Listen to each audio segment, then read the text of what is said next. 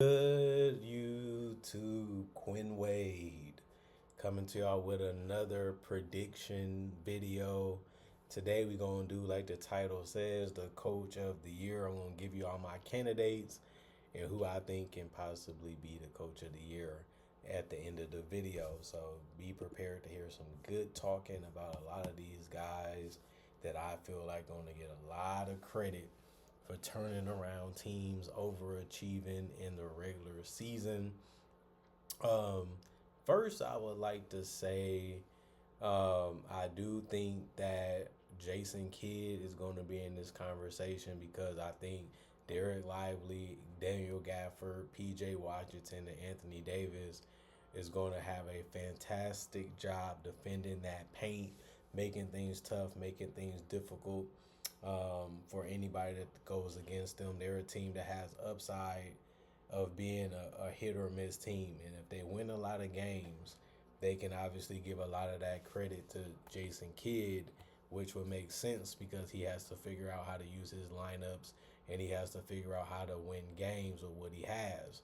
And if this team wins 50 plus games, most people going to look at it like, well, Kyrie was out, Cooper Flag's a rookie and had to been the genius of Jason Kidd to figure out how to get the best out of this roster and overachieve to being a team that's locked into a playoff spot instead of being a team that's possibly a play-in team. I see the Mavericks as a play-in team, but you never know how it goes. These awards, can go any type of way because you just have to play out the season and see what happens. But I do see a situation where the Mavericks can be a top six team in the West by the end of the year. And a lot of it will have to do with Jason Kidd believing in a young Cooper Flag and his defense that he's going to be out there trying to figure out how to do it in scrimmage and training camps to implement it inside a regular season game. I think that that's going to be one of the reasons why he's going to be in the coach of the year conversation, and it's going to be interesting to see if he ends up getting it with the Dallas Mavericks this year.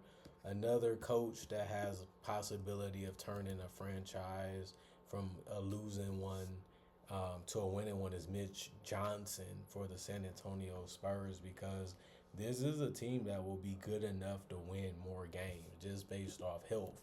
If they just become more healthy than they were last year because they won 34 games, they can easily win 10 plus more games than they did last year. And if they do that, then Mitch Johnson will certainly be in a situation to where people will be looking at him like a coach of the year candidate. And that's why you have to put him in that conversation, because more Wimby, more Fox, more practice, more learning and growing together usually ends up in wins.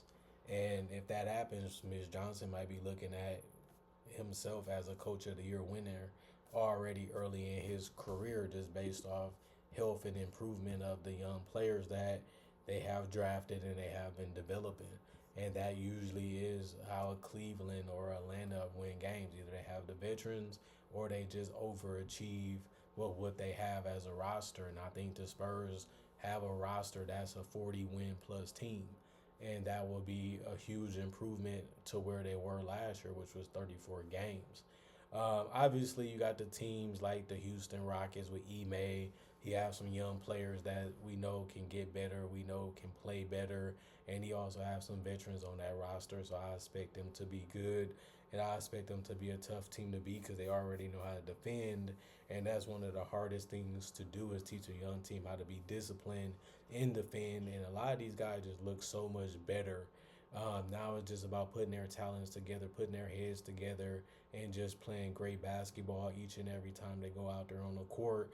And that's part of what the coach has to do. So Ime was already in that conversation last year. I don't see why he wouldn't be in it this year. I also would say you can say the same thing about the Denver Nuggets. They have a new coach, and he's going to implement his own game plan, his own strategies, and he has a deeper roster than the one that they had last year. So I expect them to win a lot of games and dominate in the Western Conference, and that's going to help him be in a situation to where he can win Coach of the Year just based off what they can be and what they can do, and especially if they stay healthy. I mean, the problem with them is they will have to be a 60-win team for him to get a lot of credit compared to Mike last year, Mike Malone. So um, they won 50. I think they're going to win more than that, just based off the talent, the chemistry, and the depth. So David Adelman might get a lot of credit if they overachieve and win more games, which they should, because I do feel like they're a better roster, and that will give him in a good way to enter that conversation to be in the winning for a coach of the year. Um, Another team that I'm looking at right now is Orlando, and I will probably pick that coach to be the coach of the year because Orlando had a lot of injuries and they really struggled scoring the basketball. They fixed some of those problems roster wise, and they should have a good bill of health this year. And if they win 50 plus games, which they should be able to do with all the injuries and the things that's going on in the Eastern Conference, they should be able to have a better record, and they should be having to have the same amount of defense that they had last year, and they should be able to move the ball better. They should be able to really space the floor better. That will help Franz and them get to the basket and get angles and lanes to be able to score in different variety of ways, while also being able to create for some of their teammates. And they're deeper. I think their roster has gotten better from top to bottom. Jamal Mosley, who's their coach, should be one of the most praised coaches for that reason, because you still got to make it work. You still got to figure it out, and you still got to get the wins. And I think if he gets all the above, then he will definitely be the coach of the year, because he was already showing that last year that he can get this team to win and he can get this team to defend. Now he gets the best of both worlds, shooters and depth, and another year for the other guys to grow and learn their game and mix and match it with the team that they have. Then his job is to make them get all on the same page and have success as a team. And if he does that, Jamal Mosley easily can be coach of the year, and he's going to be in that conversation if he just picks up where he started last year, and continues having just a little bit more success than he ever has had as a Orlando Magic head coach. I would also like to put in Quinn Snyder for the Atlanta Hawks. He has shown that he can win games. He has shown that he can coach good defenses. Now he has a guy that can anchor that paint in Kristaps Porzingis. He has some decent wings out there that can defend and guard multiple positions. Trae Young seems like he's ready to prove himself. He seems hungry. He seems like he sees an opportunity to do something special as a player. He's always been a good facilitator. He's always been a guy that can score. He's been a guy that can be known as a closer too. And I think that he wants those moments. He wants those opportunities. He wants that success to show that he wasn't just a fluke when he went to the Eastern Conference Finals, and that is a legitimate thing. And I think that with the roster that he has this year, the floor spacing, the size, the athleticism, is going to be a lot of fun for Trae Young out there in Atlanta this year. And I know that him and Quinn Snyder can't wait to show what they've been working on and can't wait to show what they can do. And I think if they win 50 games this year, which is going to be something that's going to still be tough because not everybody can do it, and that's why we have to give credit to the teams that can. Quinn Snyder can easily win this award. I mean, the Atlanta Hawks only won 40 games last year. If they win 52 to 55, which they have a roster that possibly could, especially in the Eastern Conference, he definitely will be one of the coaches that you should be looking at as a person that can win this award and walk away looking really, really nice and really, really good. Other than that, I don't really see any other coaches that I would be putting a lot of money on. A lot of these rosters, we already expect them to be good.